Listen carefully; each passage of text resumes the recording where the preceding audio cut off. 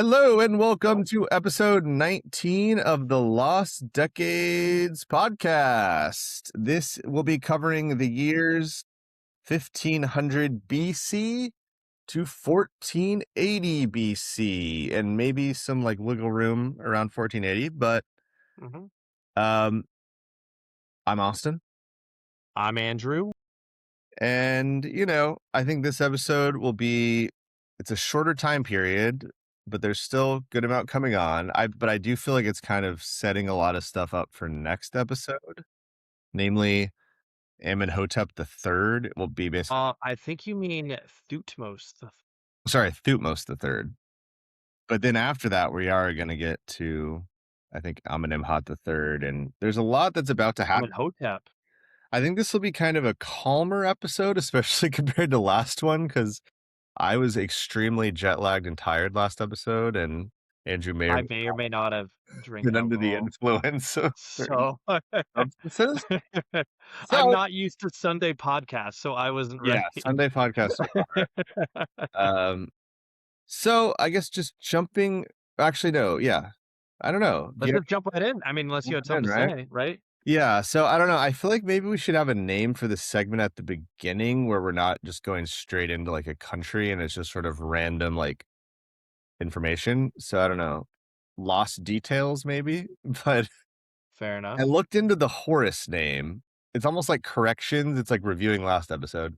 But what do you mean by Horus? I remember last episode I mentioned one of the pharaohs had a Horus name, and Oh, you asked okay. what it was.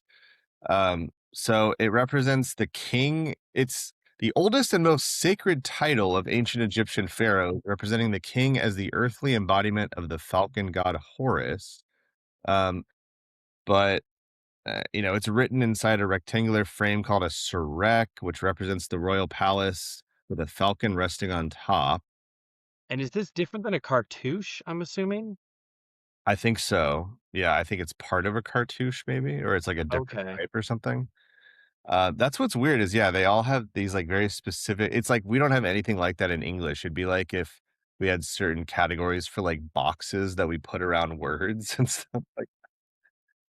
But it was one of their five great names. So it's kind of that joke about a king having a super long title, but he had five great names.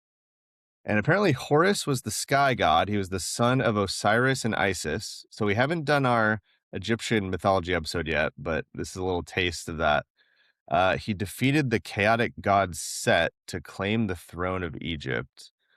Um, and so he was kind of associated with justice, protection, and divine order. So it's almost like how we see kind of like the bald eagle sort of thing, or like just Yeah. a lot of times is like this bird or like a hawk like watching. It's always watching.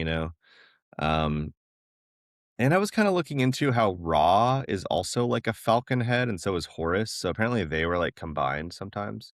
It makes sense. I mean, kind of like the Amun Ra versus regular Yeah, Ra. I am gonna bring him up later. So yeah, we're gonna get back into him because he's really interesting. But I don't know, I don't fully know how to pronounce this, but the ancient name for Horus was literally just HRW. So it was kind of like Hebrew where it didn't have vowels really. So it's just like Huh. HRW, and like kind of I think other words that would have those same consonants would maybe be like similar in meaning and stuff like that. But it technically means the distant one or he who is above. And then eventually by the Greek period, it evolved into Horus. And the Greeks kind of like added some of these Egyptian gods like into their canon. So some of the Horus names for some of these pharaohs in the first dynasty, who we never talked about because they were way even before we started. I mean, was we started with the 11th. Yeah, so this is the first dynasty. This is Narmer, and his has a catfish and a chisel, so it means fierce catfish, which is kind of funny. I guess fish really do like flail around, so maybe he was like super high energy or something. Hatepsut, her horse name was Resretcow, which translates to mighty of Kos. I'm assuming Kos is a god. Oh, she was the 18th dynasty. So actually, we're going to talk about her this episode. And then Tutankhamun, who we're going to talk about in a few episodes, also the 18th dynasty. He's like a descendant of the pharaohs we're going to talk about today. His horse name was Connacht Thutmose, which means strong bull, perfect of birth. Um, so before we jump straight into actually what was going on in this 2 decade period in Egypt, I was at the bookstore yesterday and I've kind of been wanting to get more books that are like actually related to this time period. So I think this one will be the most helpful. It's The Great Empires of the Ancient World. So it kind of Hmm. talks about like all of the big ones. Um, we've been talking about the Hittites, Assyria, Babylon, Persia, Athens, Sassanids. So going beyond where we are, but then I got this one's kind of cool because I've mentioned this before. This is called The Lives of Ancient Egyptians. And it's, I think, supposed to be the daily lives, everyday life of just someone living in Egypt. And And what time period, or of over it's like, I think multiple it time covers periods? just everything. Um, it probably just goes through. All I'm getting at is just since Egypt was, like, 3,000 years long, Yeah. I'm curious, you I think know? I'm assuming it just covers a bunch of different people that are from different times. Okay, cool. Um, and also, as we said, Egypt is famously does not change the way that we see society and culture like constantly changing and evolving. They weren't really into that sort of thing, so that not probably too different. But then the last one is a lot bigger, so I'm kind of intimidated, but it looks pretty cool. It's just called Assyria, The Rise and Fall of the World's First Empire. Hmm. So I also kind of disagree because I feel like Akkad is kind of an empire. First empire, and then we got But yeah, you got a lot because that's Babylon is also an empire. I don't know. exactly, yeah. So I think it'll be cool. So hopefully I learned some interesting stuff from those. But jumping into Egypt, as we always start with, we are going to begin. We mentioned him last week. We kind of built him up. Thutmose the first, and there's going to be a couple Thutmoses, and that means Thoth is born, and Thoth was the god of wisdom who had kind of like the ibis head. And I just remember one time I was listening to this, like, or I was watching a YouTube video, but he said that he went to like an Orthodox Christian church in like Romania or something. I forget where he was, but he like was actually talking to the priest about his like he was kind of like there like having therapy with this priest or whatever. And the priest was like, "You're cursed by Thoth. Like What? like that's what's wrong with you is like you have like this yeah, you're like possessed by Thoth." And he basically meant that like he's like overthinking. Like Thoth is like the god of like intelligence and knowledge and wisdom. So it's like he is thinking too hard about and he's not being like, he's not just being spiritual enough or whatever. So anyway, that was Interesting. kind of random, but that's Thoth and that's what Thutmose means. And I also heard this week from this podcast that I recommend people actually check out, even though they're technically a competitor, but we definitely don't compare to these guys. But it's called The Rest is History. They have some good episodes. But they think that maybe Moses, it was just, he kind of talked about Moses and how he might have been Egyptian or Moses is an Egyptian name. It just reminded me Mhm. of Thutmose, kind of sounds like it. But anyway, so he wasn't royal at birth, they don't think. They're not 100% sure, but they think his mother was a commoner named Senesneb. So then he married this woman, Amos, which her name means born of the moon. And then but she was the sister, right, of the last? I believe so. So I know she was royal, so he wanted legitimacy by marrying her. So he was the sister queen of the last. Yeah, that's going to be a big thing, especially right now, is people keep marrying their sisters.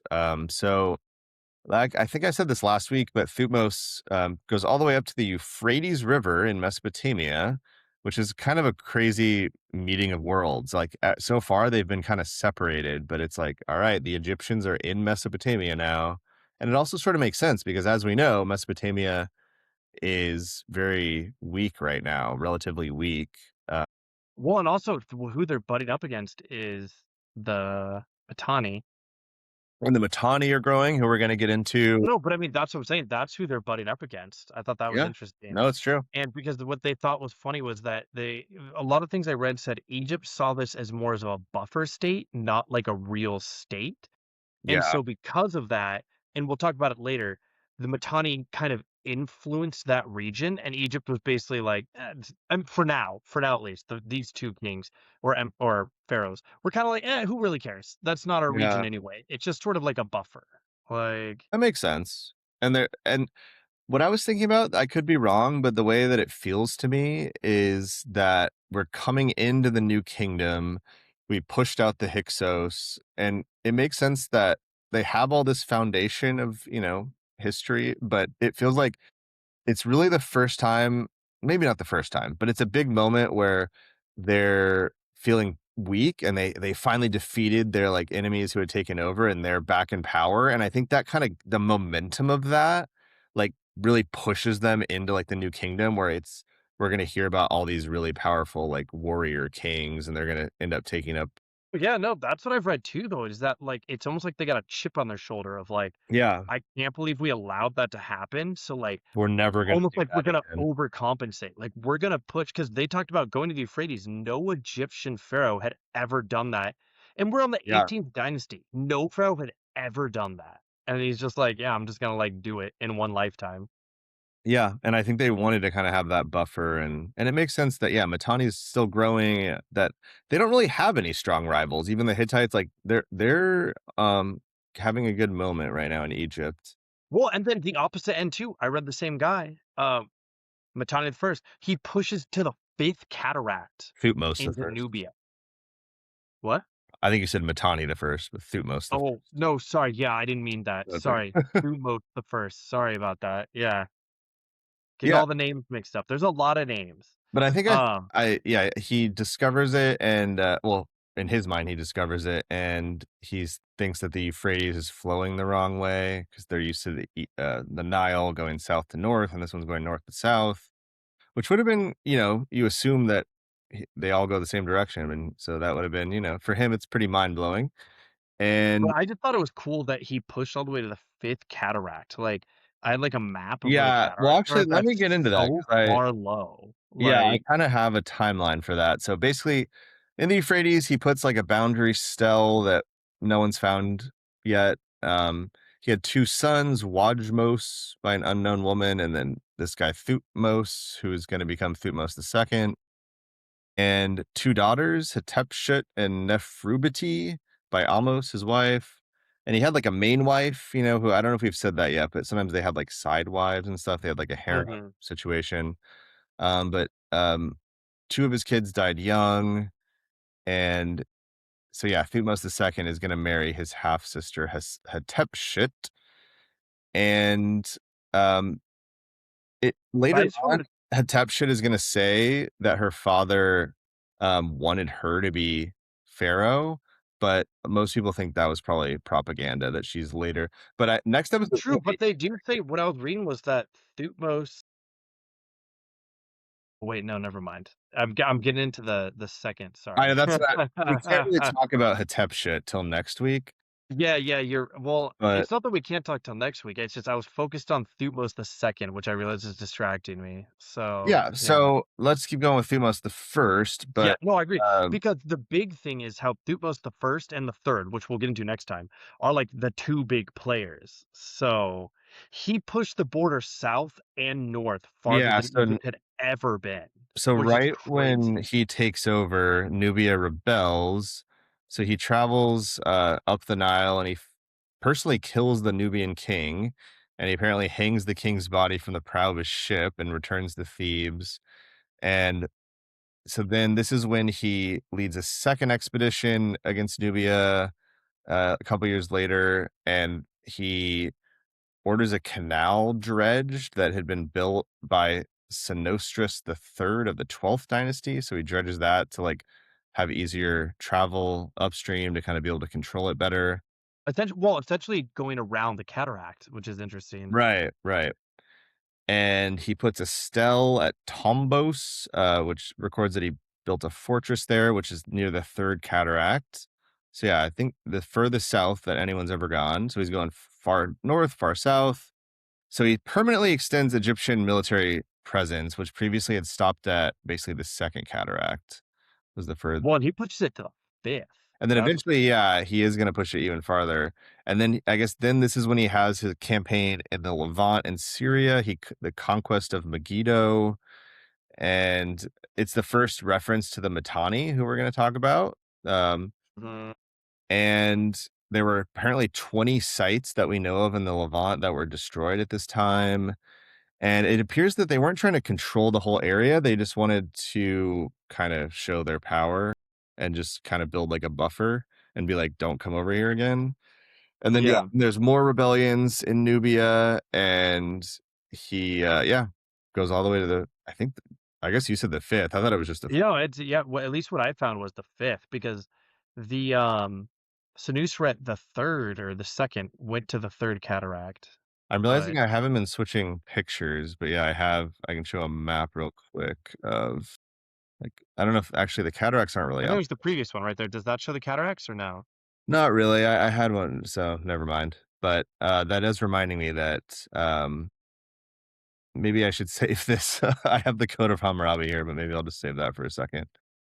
So anyway, basically, apparently, like, after Thutmose the First, it ended Nubian independence for 500 years. Very Yeah, and it's kinda crazy to show how strong because I know the whole New Kingdom period, that's the point, is, like, it's this whole, like, new precedent, but it's funny they come out so strong. It's not even, like, a slow buildup. They come up from we're talking about the grandfather of this guy well, to be fair, sorry, he's a different he came from a different dynasty. But let's just say 2 pharaohs predeceasing him were literally fighting the Hyksos and could barely get all of Egypt unified. And Hmm. now they're further south, controlling almost all of Nubia, more than they've ever controlled. And they're all the way up the Levant to the Euphrates River. That's just Yeah, crazy. never give up, and they're, setting it up for their descendants. And yeah, he apparently had he started this new position, the Viceroy of Kush, also known as the King's Son of Kush. Hmm. And yeah, they held on very strongly to that area after this point. And he had some great building projects. He built a bunch of temples and tombs, mainly the Temple of Karnak is a big deal. That's gonna, Which I thought was interesting because that's one that was started under the 17th dynasty. They kinda started to build on it, but what happened was the 18th dynasty really expanded it to the point that most of the 7th dynasty stuff is completely covered up. Not that they didn't care about it, that's what I thought was interesting. They were so proud of all the stuff the 17th dynasty built. They kept trying to build on top of it and build more things around it that they ended up basically absorbing all of it and covering it all up. cool. I Like, love that it's concept of, like, there's some, like, object maybe that's, like, in this little temple, and then over time, there's, like, a temple around that temple, and then there's, like, a bigger complex around that, and it just kinda yeah. growing out of that is a cool idea. Um, yeah, so he had this I just sometimes like to that we have so much information. When we're talking about Mesopotamia, we don't even know the names of a lot of these kings, but over in Egypt, we literally know the name of his architect, you know? Oh, you, don't even have your own personal architect in, Yeah. 1500 BC? His name was Aneni? So, before Thutmose, Karnak had probably just been one long road to a central platform that just had a couple shrines, and he really built it up and enlarged it, and as we said last week, he was the first king that was definitely buried in the Valley of the Kings, which is a famous spot nowadays to visit. So, getting into Amun, I wanted to talk about Amun because basically, when this new 18th dynasty took power, they sort of thanked their hometown god of Amun, who had already been he's like the king of the gods. He's like their Zeus, so he's very powerful. Yeah.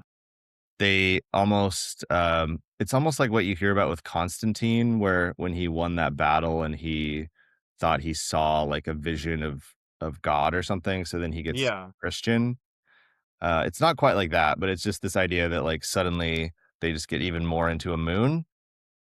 And so he was, I guess, one of 8 main deities in this, it's called the Hermopolite creation myth, I think, because it started in, like, Hermopolis or something, but, um, Yeah, like I What said, about the after the Hyksos and everything, once they pushed them out, he that's also when it really got the connection with the Amun-Ra. Like, they had already been connected earlier, but because it, Amun like, got solidified it connected, it, as, like, like, a really real solidified that, yeah, the name and that he is, like, 100% the, like, most powerful god, and, so he was first the god of wind, and then when he merged with Ra, Ra is the god of, like, the sun, and so it's already sort of like the sky god mixing with the sun god, and then he also, I think because of Nubia, he kind of mixed more with this god Min, who's a god of fertility. So okay. he's kind of this, like, almost this triumvirate, like, uh, almost like a trinity situation, but it's like he's a solar god, a creator god, and a fertility god. So you can kinda see the beginning of, like, that concept of, like, an all-powerful god of, like, all all things basically instead of Well, and it kinda makes sense too because I know it's a slight tangent, but kinda like how the Romans would take local deities and incorporate them into their own. It sounds like as they conquered the Levant and as they conquered Nubia, they Mhm. kind of were, like, bringing in their gods and their ideals into their own pantheon. 100%. This was the craziest part, was apparently, I think the Nubian version of Amun was like a ram god, and so Okay. the ram got kind of, implemented into his, like, vibe. So this is much later. This image is from, like, the 5th century BC in Greece, but this is basically, it's called Zeus Ammon, which is kinda crazy. So the Greeks eventually have they somehow combine Zeus with Ammon, and he has these like ram horns, which actually looks pretty cool. And apparently that lasted for a long time. So even Alexander the Great, which so this is like 332 BC, he was apparently regarded as a liberator. And Egypt didn't. They basically surrendered to him. They didn't fight. They just were like, "You're amazing. You can like rule us."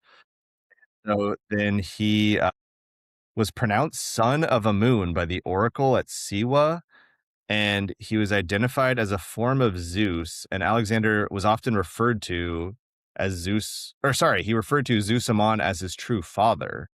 And after his death, there was currency that depicted Alexander the Great with the horns of Ammon as kind of a symbol of him kind of being like a god. And the last thing about that is that the name ammonia, the chemical, is derived from Ammon, and because priests and travelers at his temples would burn soils rich in ammonium chloride, which came from animal dung and urine.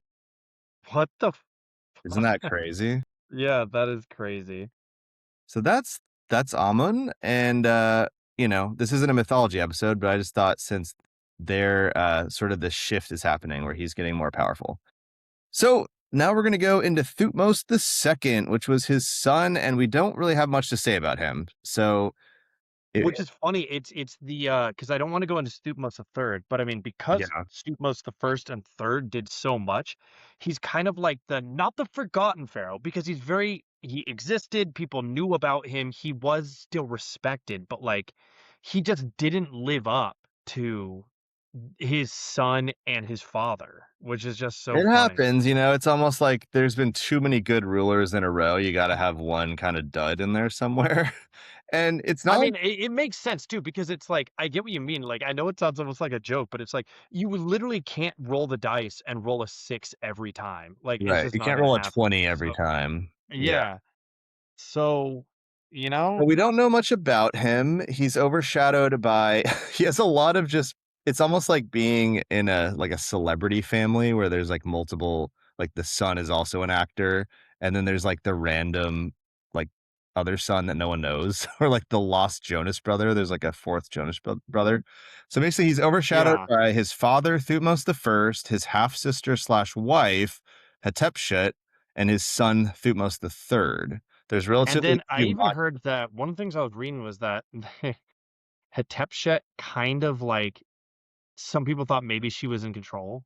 You know? 100%. Yeah, like yeah, and that's what's gonna happen for Thutmose the third because he's gonna be a little kid, but Yeah, I don't wanna spoil it, but Apparently, Hatepsut. this guy's in the same boat though. So it's conflicted where they said things he ruled from 3 to 4 years or 13 to 14. I have it under 13 to 14, but they said he literally died in his early 30s, which means Yeah. he's taking over as a teenager. So it kind of makes sense that his half sister, who's definitely older than him by, I'll be honest, I don't know how much, Yeah, and even is the 5 son years. of Thutmose the first, who's like the great up to this point, the greatest ruler they've ever seen. So And to give him yeah. some credit, he did successfully put down rebellions in Nubia and the Levant, and he defeated a group of nomadic Bedouins who are sort of like native Northern Africa people. But they were specifically carried out by his generals, and he was not participating in the battles, like you said, because he was a teenager. And, that's fair. Well, and even just not trying to say teenagers should be in combat, but they did show that sometimes in Egypt, everywhere too, I guess, the warrior kings were the ones with more respect and the ones who stayed home and kind of just ruled from not the shadows, but just, Mhm. let The their throne. advisors and stuff do what they wanted to. Yeah. And let's see. So basically, there's barely any monuments to him, but that's partially because they think or they don't think, they know that Thutmose the Third and Hatshepsut both like turn his monuments into theirs, which is pretty messed Yeah, up. I saw that and I was like, what a dick move. But at the same time, it's like, I mean, a lot of this time period is not that it's a power grab, but like, if you can't throw your weight around, someone else is. Like, come on. Yeah, I know. It's like you're playing with the big dogs. You gotta come Because ready to fight. you're supposed to be a god on earth, which means if you're not living up to that, Yeah, someone else will try to it's a take lot of that title. pressure. A Like, lot of pressure. I know. And yeah. we're not even quite in England yet where you can kinda be a little pampered prince. I feel like life in Egypt, even as a pharaoh, is pretty rough. So you're Well, and usually it makes sense too. I know we repeat it with uh Thanos oh wow, Thanosmos the third. But like he is of the lesser wife, which again his successor ends Mhm. up being too. So it's like Mm, you've already got that chip on your shoulder where your right. dad and the main queen didn't like you weren't their child. You were kind of the backup. It's almost like you're a bastard, like in England sometimes. Yeah, almost. Yeah. And it's like you're sort of the whole lucky to be born, not born lucky situation. Mm, So like you really got to prove yourself in some of yeah. these And situations. sometimes you can't prove yourself. Yeah, Uh, we're coming on him so hard, but like he didn't do bad. He didn't yeah. ruin anything, We just but he yeah. didn't do anything good too. He was sort of like what would you call it? It's just Like like a he footnote. just kept the peace. Yeah. He just kind of held the line and was Yeah. just like, all right. And he died young. They said he died in either his late 20s or early 30s. Yeah, So and I feel like this is a good kind of metaphor for his life in a certain way. His tomb was built so it's in, interestingly enough, it was found in the Valley of the Queens. I'm not sure why, but I didn't see that actually. that's what That's I funny. just That is hilarious that didn't though. really register till me till right now, but that's what it says, and it was actually only confirmed to be his in 2025, and it I was heard only that too because they said they found him, but they didn't know that that was his tomb. They thought maybe it was something and else. they only found it in 2022. So that's what's awesome is that so much of the stuff that we're talking about, we didn't even exist or we didn't know about it when we were growing up. So there's new discoveries But every day. but this is what I thought was interesting, Yeah. Austin. It said this marked a monumental like moment where he was the last 18th dynasty pharaoh's tomb that we couldn't find. And what blew my Oh, mind more is that means we know about the tombs for the rest of the 18th dynasty. yeah. Until last year, we didn't know, but starting with last year when they found it, we now know every single tomb of the 18th dynasty.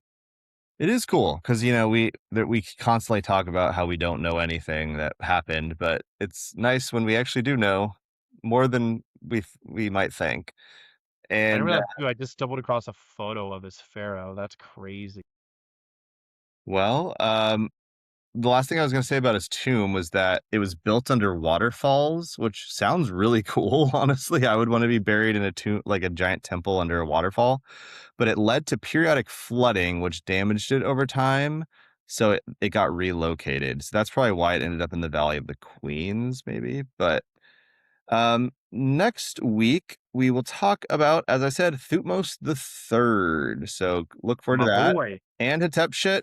But for now, why don't we move on to? Do you want to just quickly do Mesopotamia, the Kassites? Do you have any? And that's what I mean. Yes, sorry, because I have it on everything. So if we're All right, doing the so you Kassites, take it away. Yeah. we're going to get to a point which we're at now. But I mean, of oh, at least because I know I'm getting ahead of myself, but the Kassites, the Hittites, and the Mitanni, we don't really know about the kings. We know their names, but not when they ruled or what they did when they're alive. So for this next section, I'm kind of just going off of what happened during their reign during this time period. And so for Babylon, it was the Kassites were in control. And the big thing they're doing, which you can kind of see on this map you have, but it's kind of what changes. They took, you can see it here, the Kassites take Nippur, that's the first thing they do, and then they move down, and from between 1500 and 1570, which is a little past what we're talking about, but Yeah, that's still, fair. Yeah. they take over all of the Sealand Empire and completely eliminate it, and they call it the unification of Babylon, and then they take all of it back.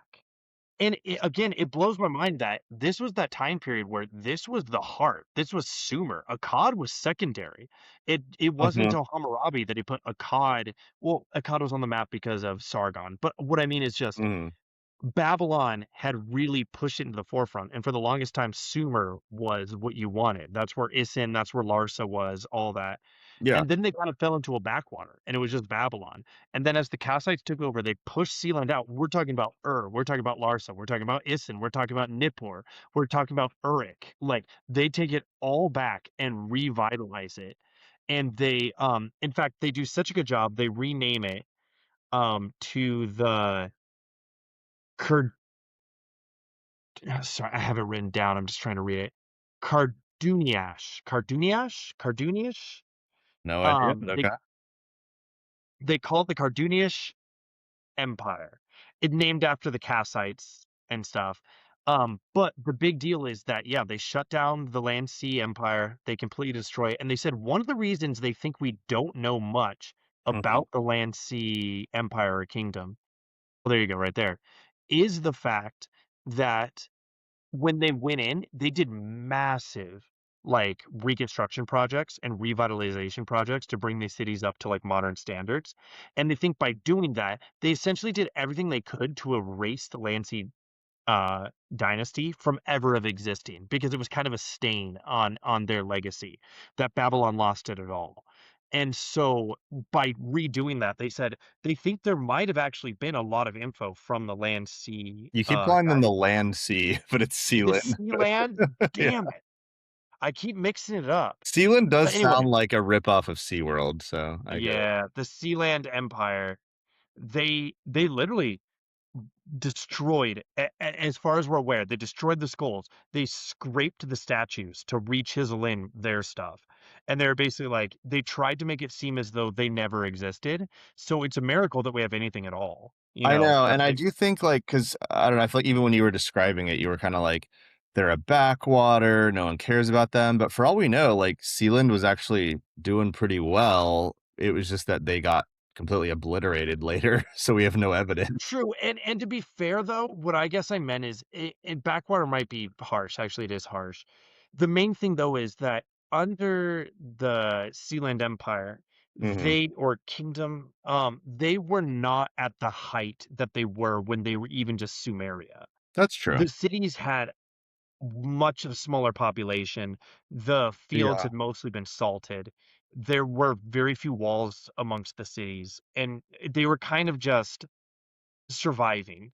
Now, granted, they were surviving well, but they Mhm. weren't thriving, is I guess what I'm getting at. Well, speaking of thriving, do you want to get into the Mittani now? Because I feel like I mean, I'm down, and I have the whole because you did research too. So I did did you? not So do really we get start to. with what I guess I'm getting at is should we start with the Hurrians? You get what I mean? I know that's before Well, this let's time give some period. context because basically the Mittani are made up of majority Hurrian people. So I think, we No, kind of that's what I'm get getting back at. So I into. have Yeah. the Hurrian culture because it's something I know we're going back far, but we didn't talk about them much because it was a small culture, the Hurrians. Yeah. They were essentially ruled over by the Acadians, and that's where they kind of learned the Acadian script and language and Acadian culture to run their courts. Okay. And then we don't know much about their culture other than what's written by other people, including the Acadians and then the Ur-3 dynasty, who also ruled over them. And we're sort of like, yeah, we're in charge. And they were basically the one thing that was interesting was that they said their language has no equivalent. Mm. It's not Indo-European, It it's not does seem Mesopotamian. and they seems like they were one of the people that came down from the steppes. They came down from the mountains from Well, they somewhere. did they came down from at least what I could read was, the Caucasus Mountains is the Yeah. strongest correlation right now of where they think they came from. That's what's interesting is once people get here, we sort of I mean, they do sort of meld into the culture, but also we sort of assume, well, they're in Mesopotamia, so they're Mesopotamian, but, a lot of these people are coming down from these mountains and they're completely different language, culture, society, like ways of getting Well, and food. again, how they I thought was interesting, and it makes sense, but how they don't come down all at once. It's sort of like you have these hunter-gatherers, these nomadic, pastoralists that are kind of just doing their own thing, and every once in a while, a group breaks off, moves down, and maybe starts a city or a kingdom, a small little empire thing, Yeah. and then they could get overthrown, they could get killed, they could meld into the population, and then another group breaks off and comes down again. That's why, like, even earlier when we were talking about the Amorites, it was sort of like the Amorites are here. We killed all the Amorites, and then they're back again. It's like, well, because again, there's thousands of people just tribes just wandering around in these mountains that just eventually Mhm. break off and are like, hey, we're looking for a better life. So No, I agree. That is interesting that it's sort of I know I keep bringing up like England and everything, but I feel like it's a relatable example of like how the Anglo-Saxons come into England and then a couple hundred years later you've got like the Normans coming in and the it's just how it's a lot of the same groups of people that like separated and then are like conquering each other later on. And by that point they're seen as different people, but they all started from like a similar group. yeah. Sort of what's happening here, yeah. So, yeah, So the tell me last thing I no, was tell gonna me say more is about the just Hurrians because I or the sorry, no, but the hurry that's what I mean. The last thing that happened was because we talked about him before. I can't remember the exact time period, but yeah, Shamshi-Adad made his whole empire was short-lived. It was basically just him. More of when we talked about Mari, kind of the kingdom of Mari and all yeah, that. yeah, And then the whole point was he also conquered the Hurrians. And the reason that matters is they were underneath him. And when he died, it sort of created this power vacuum. And the Hurrians were like, hey, let's just make a bunch of kingdoms they just were a bunch of kingdoms develop themselves, and they said, "Guys, we've been conquered so many times. We need to form some sort of confederation or government or mhm, federation huh, or something, and start protecting each other." And that confederation is known as the Kingdom of the Mitanni. interesting. Cool. Yeah. So, tell me more about, like, they're very into horses, right? They're kinda one of these horse people? Yeah, and they were into heavy chariots, which was interesting because I know they weren't new well, maybe they're still new, but they're not unique at the time. They existed. Yeah, we've But said it was like Egypt, that was their big sort of, well, advantage was Egypt was having a little bit chariot. more light chariots. So these people were, which I can't tell you the exact differences other than it's more like light chariots are sort of just you're going around with archers and stuff, and heavy chariots are like I think you have like three people on them and they're thicker and they have spikes and stuff, and you're More it's different. more like cavalry versus heavy cavalry. Um, So you're saying the Mitanni had the light chariot? no, the Mitanni had the heavy. Interesting, okay. And they put a lot of emphasis on it, almost like knights in the medieval times, because Yeah, when I was reading about their societal makeup, the um the professional warriors were essentially at the top. There were nobility and stuff, but the professional warriors, since they had their heavy chariots and they had people who could train them and all this different stuff, they were granted lands and special privileges to help people out. But what people were saying was they clearly weren't just the nobility because they were prevalent in everything all the way down to the smallest little pastured areas would have one of these warrior leaders.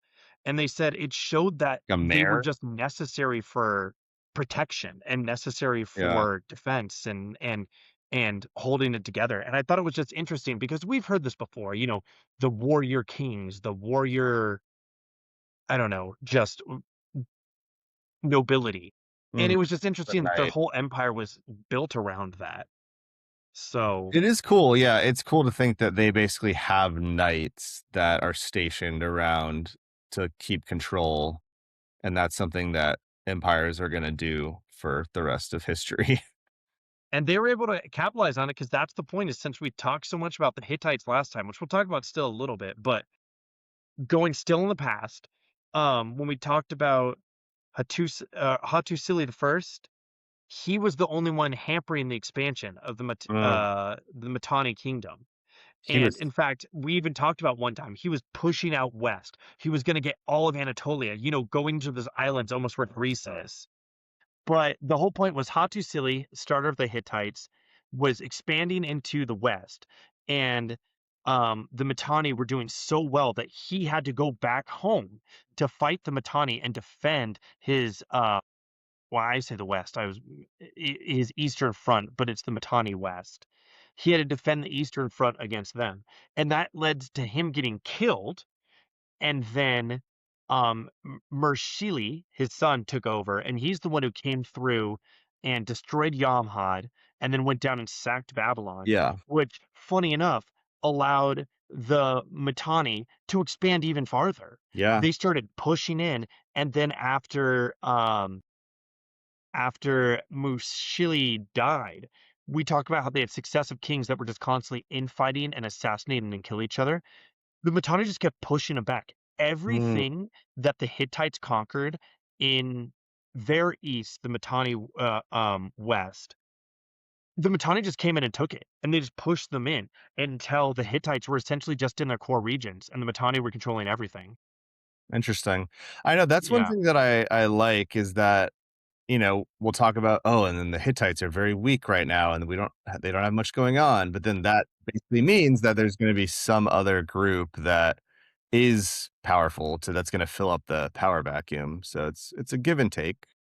Yeah, I think it's really cool, especially since we talked about how they're moving into Egypt, which is funny that obviously someone's gonna do it. So had the Mitanni not pushed in, I bet it would have just been the Egypts versus the Hittites. The Hittites would have been coming down and pushing into the Levant. Yeah, someone would So have done it, for sure. it's interesting. It's also funny to see kind of the projection of power. That's what I love about the map you have right here, is that you can kind of see how the not shaded or sorry, the not I don't know what you Fully call that, filled in, heathered regions, the yeah, slashed regions. Those are just regions of influence. They don't really directly control it so much as they yeah, just get tribute and they kind of push other people out. But it right. shows how, Egypt is right here on the Nile, but they're kind of pushing up into this buffer region in the Levant. Then you have the Mitanni who have the central region, but they're pushing down into Babylon and they're pushing over into the Levant also. And you can see how they're pushing into the Hittites. But it's just kind of funny that, like, the reason there's so much back and forth is because they don't really control these regions. It's very easy for someone else to come in and be like, "Oh, like, we're in charge now," like someone else is hiring. It Like, would be pretty so crazy to be especially, like, Aleppo and Ugarit and the yeah. Kibbutz, like, area. It makes sense because it's right on the Mediterranean Sea, but they've already gone through so many, like, admin changes, like, they just keep We're literally talking Babylon, Yamhad, the Hittites, Mitanni, and then, like, Egypt. It's like I right, even in the Egypt's span of, getting like, in there. 100 years. I know. So, yeah, they have a lot going on over there. And, yeah, was there anything else about Mitanni? You said, yeah, they had That was the it. warrior elite, they were called the Marianu, and they Yes, I should have written that down, but yeah. alright, well, does that mean we're moving into the Hittites? Yeah, and to be honest, the Hittites, it's more just it's pretty short. It's that they've reached this dark age, with the exception of we talked about him a little bit last episode, but the Telepinu, the guy who put into the new succession laws to help with the constant assassinations. Right, One of the things I thought was interesting though was what pushed him to do this was how he had five brothers and his father-in-law were all murdered right after he took power. And then his wife and his two sons were also assassinated. because people were trying to take power. And he was basically like, guys, this is out of control. What is going on? And so he Hmm. put these rules into place. And one of the things I thought was, I don't know, at least living up to your namesake. He said, we need to stop killing each other. When he found the assassins, instead of just murdering them in front of everyone, he cast them out. He sent them to a different, he banished them, if you will, and Yeah. basically said, never come back, which is still bad. But I guess it's just, he didn't want to kill them because he said, we're trying to start a new precedent of kings who don't just think of murder as the only solution to every problem. What was his name again? So, huh? What was his name? Telepinu. Right, because I forgot he was ruling right now, because we had talked about him before, but I didn't quite Well, realize. we talked about him last episode because he died in 1500, so he technically died right at the start of this Okay. episode. Right. So, no, he's a big deal because later on, the rulers are gonna reference him a lot that yeah. And but what sucked is how, like we talked about, you have strong rulers and weak ones. The like four rulers that are during this time period that follow him, in fact, they keep going for like 70 years, ruin basically everything. Like they just destroy all the alliances. They at least the one thing that sticks, and that's why he's so relevant, is the succession sticks. But they just stick with just caring too much about their own personal gain and losing additional territories because Telipino was very good at securing the central lands. He consolidated power, he set up a system of succession, and he had a bunch of alliances. With one of them were with Hurrians against Matina, which I thought was interesting. He Yeah. got a Hurrian, the Kizuwatna. Mhm. So he did a good job, but after his death led to a Hittite Dark Age for about 70 years. So actually, Wow. we'll still be in it next episode, but the episode after that. But it's kind of funny how for someone to rise, someone has to fall. And Mhm. so the reason Matina are able to do so well is because the Hittites are in this dark age and they're collapsing on themselves. And spoiler alert, when the Hittites get out of this dark age and start expanding again, and Egypt starts expanding, that is the death of the Matina kingdom. Mitanni. Like they're done. Yeah. Mitanni, yeah. So, yeah, his successor is Wiley. Then after that, we got Aluwamna. It doesn't even really say the years they ruled. And then after Yeah, that, apparently I heard just, and I know this is past next episode. It's not until Tudhaliya the first, which is around 1450 BCE. mm. He's the first one to pull the Hittites out of the Dark Age. And we at least know their names. So that's, not a bad sign. Because then after that, we have Hantilli the second. So he's trying to do his thing. Then you got Zidanta the second. Anyway, yeah, I don't think I'm just going through Wikipedia and clicking on successor, and it just keeps being Huzziah the second. So, yeah, not much. They're gonna have their dark age for a little bit. Let them, rest up. But we're I'm gonna just a hear from little them. embarrassed that I got so many names wrong this episode, but It's very difficult. that's how it was when it was all and hot. I can see that so well now, but I remember when we were doing that first episode, I was like, Aminimina. I was Right. like, whoever Yeah, that we've is. gotten a lot better for sure. We have a lot of. So yeah, but don't sleep on the Hittites because they are gonna have some interesting stuff fairly soon. So before we end it, I did want to briefly just. It felt like we have to take advantage of the fact that like the biggest movie of the year and it just came out and it's about the Bronze Age basically.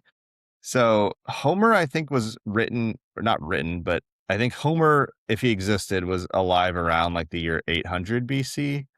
But the stories that he's telling, a lot of them are from basically this time period, if not like slightly later. But these Bronze Age Greeks and kind of encountering, Troy would have been kind of these people that are to the west of the Hittites that we don't know too much hmm about. And it's just cool to think about that we're sort of living in these mythical, like legendary times that with the Cyclops and the whirlpool that's like a living whirlpool and all this kind of stuff that, existed, right? This is historically, Yeah. it's in the Odyssey. So that means it's real. It def Oh, Are you questioning Christopher Nolan's authenticity? No, I would never.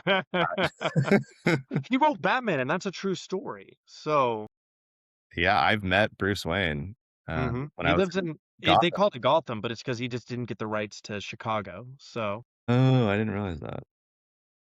Well, I think that's all I really have, but, I definitely need to make some more content this week about the Odyssey to take advantage of that. But it's cool. I don't wanna say anything that I don't wanna spoil the Odyssey at all, even though obviously, the main story, but have there you is seen it? actually, like, some pretty straightforward, just, like, mention of the Bronze Age. Yeah. So it's pretty cool. All right. Well, next week, I think we're gonna come at you with episode 20. That's a pretty Shit. big deal. And I think we That's should 20. do, yeah, I think it's 1470 or 1480 to 80. 1450. It Yeah. felt like a good fit. Yeah, I'm liking these, like, 20 to 30-year periods, I think are pretty solid until Yeah. yeah, maybe some dark ages we have to do 50 years, but I think we're kinda done with the 50-year episodes because we're really getting into the peak of a lot of stuff, especially Especially The Egypt. But they Egyptians, yeah. don't worry, the Hittites are coming, the Assyrians are coming, but right now it's like Egypt's time to shine. So Yeah. Alright, well, until then wow, this is I can't believe how perfectly I'm set up for this. Much like Odysseus on his Odyssey, it's time to get lost. get lost.